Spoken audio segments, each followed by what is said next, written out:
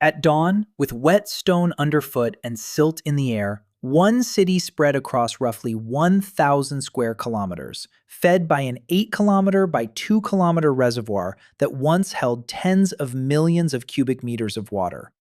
That is not a typo.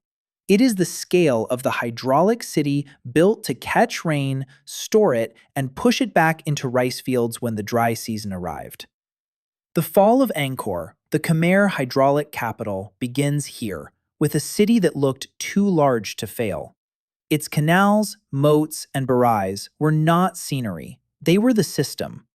For centuries, the city had learned how to discipline the monsoon, but water does not stay disciplined forever.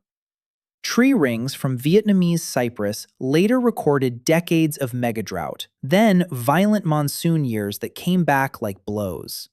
And when archaeologists pulled sediment from the canals and moats, they found a network that did not snap all at once.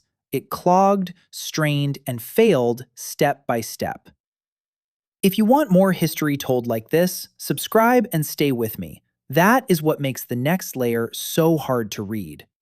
The place was not held together by walls. It was held together by water, earth, and routine. Canals had to be cleaned. Banks had to be patched. Silt had to be moved before it settled too deep. Around the Great Baray Reservoir, that work was invisible when it went well. Rice came up green in the dry months, and people could forget how thin the margin really was. But the margin was there. Every field depended on a channel staying open, every channel depended on labor, and every repair depended on the same system not being too tired to repair itself. The fall of Angkor, the Khmer hydraulic capital, begins to look less like a sudden ending and more like a long argument with the weather. First, the reservoirs were starved. Then the heavy rains came back hard enough to break the edges. And once that started, each failure made the next one easier. So the real question is not whether the city had water. It did. The question is whether the place could still control it, or whether the water had already begun to control the place. A traveler gives the next clue. In the late 13th century, Zhou Daguan arrived at the Khmer court and left a written account of what he saw. A working capital. Roads alive with movement, temples active, storehouses full, the whole place still carrying itself with the confidence of a center that expected to endure. That matters because it fixes the city in time. By then, the great network was already old, already tested, already woven into daily life. Water moved through moats with a dull green shine. Earthen banks baked hard in the sun, then softened under rain. Wooden gates, channels, spillways, all of it had to behave almost like one body. And yet, a written witness can only catch the visible surface. He could describe roofs, rituals, markets, officials. He could not see stress building in canal beds, or silt gathering where flow had slowed, or how a hydraulic city might look stable even while its margins were thinning. So the record from Zhou Daguan is reassuring for exactly one moment and dangerous for every moment after it. That calm surface is what the tree rings cut through. When Buckley et al. Read the cypress record from Vietnam, they did not get one neat dry spell. They got decades of strain, long megadroughts, then sudden wet shocks, then dry again.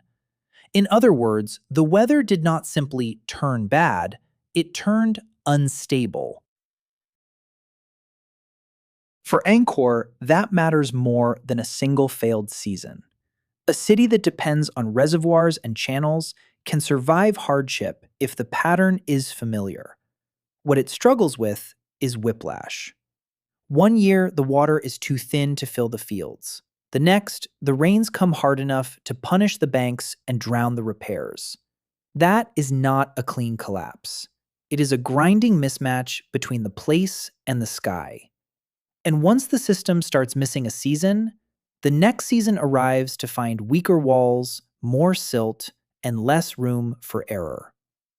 That is the part of the fall of Angkor, the the Khmer hydraulic capital that the ruins do not show at first glance.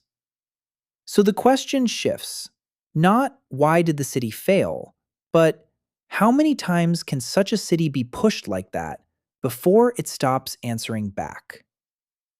The next clue does not come from a temple wall. It comes from mud.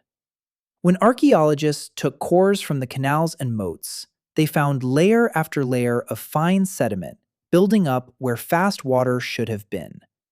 That matters because it means the system was not blown apart in a single season. It was getting slower, thicker, harder to clean. Dan Penny's work points in the same direction. The network did not fail all at once. And that is what makes it so hard to pin down in a neat story. The place was still being used while it was losing efficiency. Some channels kept working, others clogged. Repairs bought time, then lost it again. That is a very different picture from the old dramatic version, where one dramatic blow topples a whole hydraulic city. Here, the evidence is quieter, less theatrical, more human. A bank gets muddy, a gate sticks, a field waits too long for water. And if that was happening across the grid, then the real break may have been invisible at first, until the next rain arrived and made the weak points show themselves. That instability had a second face. In the dry stretches, the reservoirs lost their edge. Water sat lower, fields waited longer, and the whole hydraulic city had less slack than it looked from above. Then the sky turned again. The rains came back, hard, fast, and heavy, and the same banks that had been starved were now asked to take a beating. That is the brutal part of monsoon failure. A system built to store and guide water can handle change, but not when the change keeps swinging. First it runs short, then it runs wild.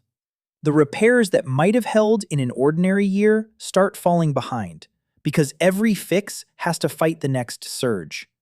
So the place was caught in a bad rhythm, a sequence of disasters, a network under repeated stress, and each round made the next one worse.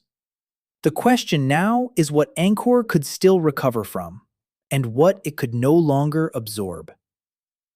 By now, the pattern is hard to ignore.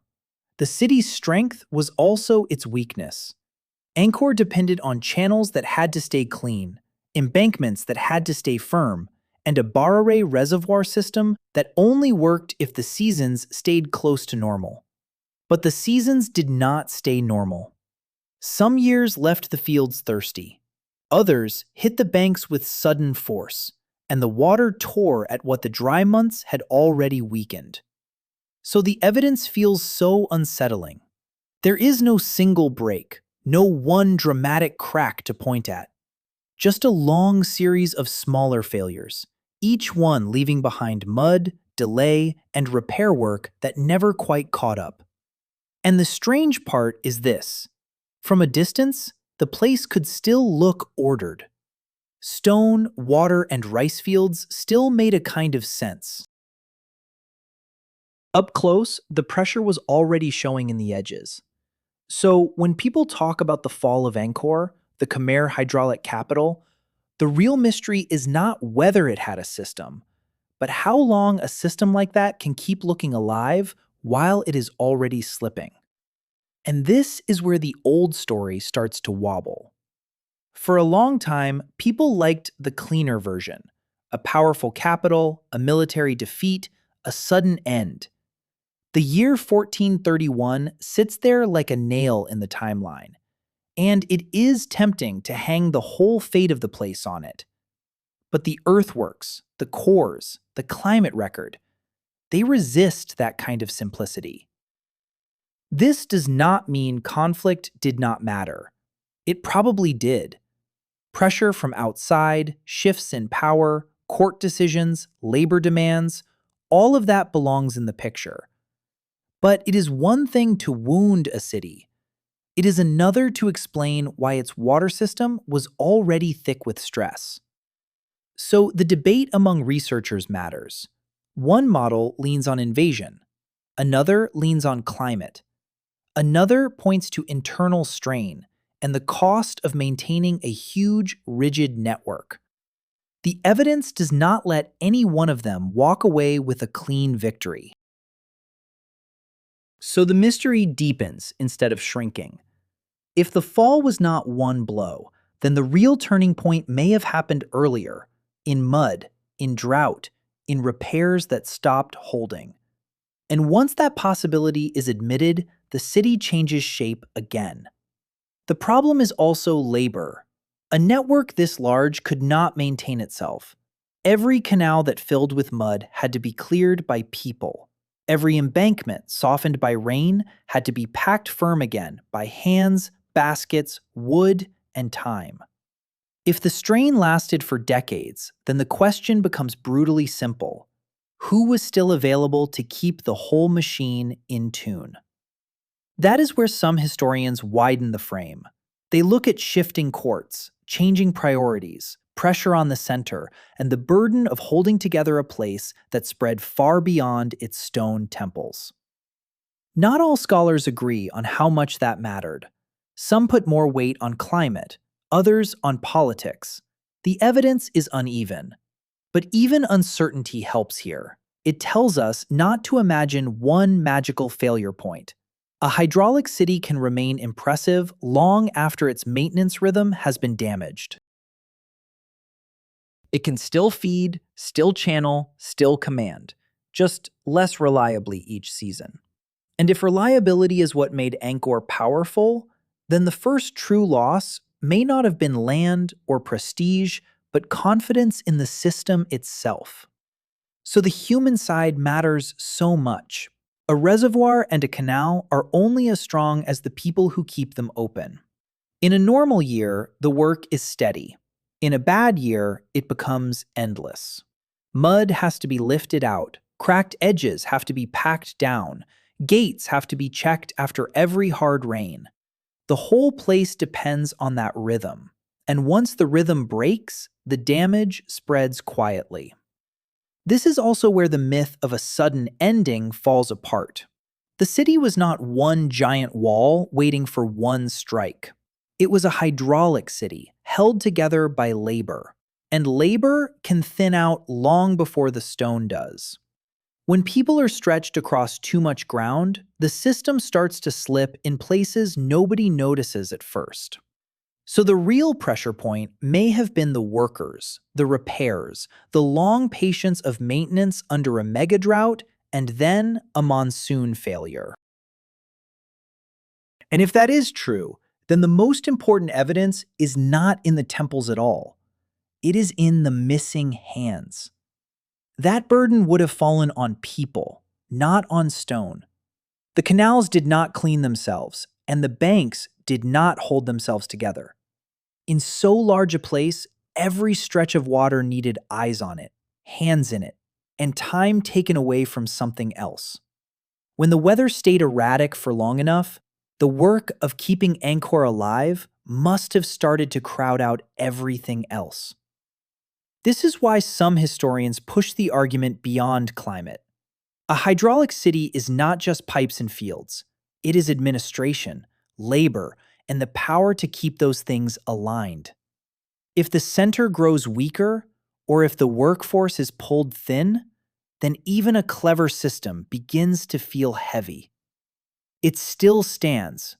It just becomes harder to trust. And that is the quiet tension inside the whole story. The place may not have been collapsing in the dramatic sense at all. It may have been slipping into a state where each season asked more than the last one could give. So the next clue is not a battle scene. It is what happened when the city tried to live with that strain. That is the shape of the pressure. The temples stayed visible, but the system around them was getting harder to hold together. Channels that once carried water cleanly began to need more work just to do the same job. In a hydraulic city, that kind of slow loss matters more than a clean break. People can still look at the stone and think the place is stable, while the ground level routine is already fraying. Some historians read that as the real turning point. Not invasion, not one battle, not one season of bad weather, but a long slide in coordination. The Baray Reservoir could still stand there, vast and calm, yet the network feeding it was no longer as easy to trust. By the time the pressure became obvious, the repairs were already chasing the damage. So the story stays unsettling. The place does not need to explode to fail. It only needs to keep missing its own balance, year after year, until the next rain arrives and finds the weak edge first. By the time the ground record is read against the stone, the picture gets even less tidy. Archaeologists do not see a city that emptied in one motion. They see uneven retreat, some areas thinning, others still active, some channels holding on longer than others. That matters because it means the place was changing shape before it was gone. The big center stayed visible, but the life around it was moving. That is the part the ruins can hide. A tower in the heat still looks permanent. A waterway half used still looks alive. But the maps and soil layers suggest a slower story, where people kept adjusting, shifting, and pulling back from the old pattern. The hydraulic city did not simply disappear. It lost its hold, little by little. And that makes the old jungle legend feel wrong in a deeper way. This was not a place swallowed in one breath. It kept living past its own peak, until the evidence of where people went becomes the next question. And that one is harder to answer. That slower retreat is what makes the ruins so deceptive. A temple can stand after the water logic around it has already changed. A road can still cut across the land even after the fields beside it have gone quiet. So when people later looked at Angkor, they saw stone and scale, and they assumed a sudden ending. But the ground record points to something more awkward and more human, a place adjusting, shrinking, and moving on before the final memory of it was ever written down. So the myth of a vanished capital never quite fits. The hydraulic city did not vanish in one night.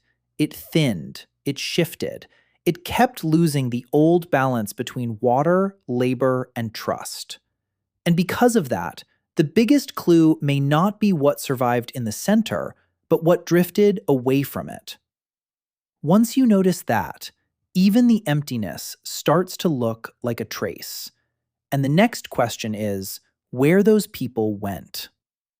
And that is where the word fall starts to become misleading.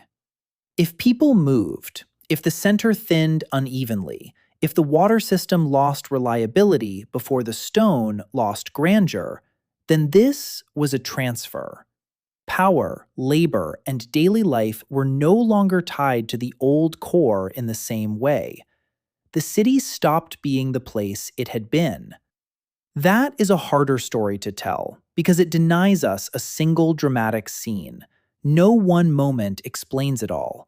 Not the dry years alone, not the floods alone, not war alone. The evidence keeps pushing back toward interaction, climate stress, clogged channels, repeated repair, political strain, shifting settlement. None of those by itself is enough.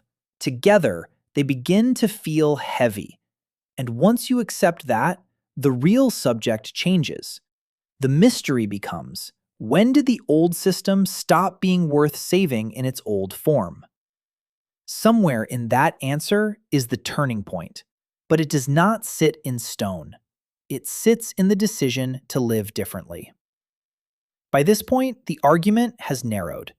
If the city was already moving into a different shape, then the last phase was not a collapse in one clean sense. It was the moment when the old arrangement could no longer carry the strain it had been carrying for years. Dry seasons came back harder. Repairs took longer.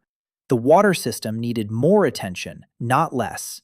And the same labor pool had less room to answer. This is why the final years matter so much. They show a city that was still trying to function, still using the same bones of the old order, but doing it under conditions that kept getting worse. A monsoon failure after a long dry run is not just another bad year. It is a test the system may already have been failing. So the end of Angkor was not a snap, it was a threshold. And once that threshold was crossed, the question stopped being whether the city could survive the weather and became whether the people inside it were already choosing not to keep it the same way. That choice may be the most important clue of all. Because once a center stops making sense as a center, decline looks different. It is no longer only damage, it is reallocation. The old canals may still glint in the sun. The embankments may still hold for a while. The great waterworks may still function in fragments. But the logic that once tied them all together has begun to loosen. This is where the story turns almost against the eye. Standing among the stone, it is easy to imagine abandonment as silence after catastrophe. The evidence suggests something harsher and stranger. People adapting before the monuments had finished looking powerful. They did not need the whole system to die before they changed their lives around it. So the final image is not one of instant ruin. It is of a place still immense, impressive, and increasingly impractical, under a sky that no longer behaves. A network built for control is still there, but less and less able to justify its own weight. And once that happens, the last question is no longer whether the old capital could be repaired. It is why anyone would keep repairing it at all. So the revision is sharper and sadder than the old legend. The fall of Angkor, the Khmer hydraulic capital, came over decades, not one blow delivered on one date by one enemy. The evidence points somewhere more difficult to face. A city built to master seasonal water met decades when the seasons stopped keeping faith. Reservoirs ran low.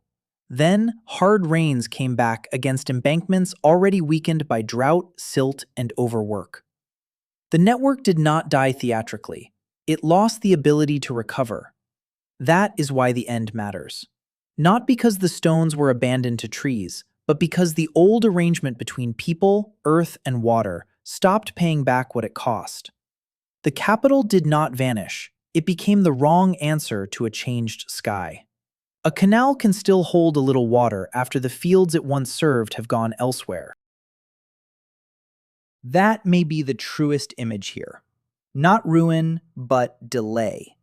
A grand system standing a little longer than the world that made it useful.